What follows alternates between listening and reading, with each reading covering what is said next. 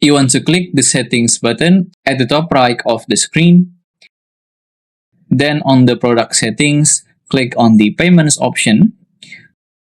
From the payment settings, tap on this payment methods option. On this page, you may scroll down and search for SEPA Direct Debit option.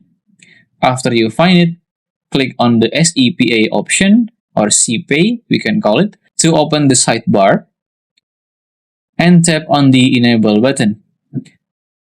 Click on the Continue, and you are good to go. SEPA Direct Debit already enabled for you. This is one of my payment link, and as you can see, SEPA Direct Debit is now the part of my payment option. If you still have any question, just comment down below and I will try my best to guide and help you guys. If you find this video useful, please consider like and subscribe.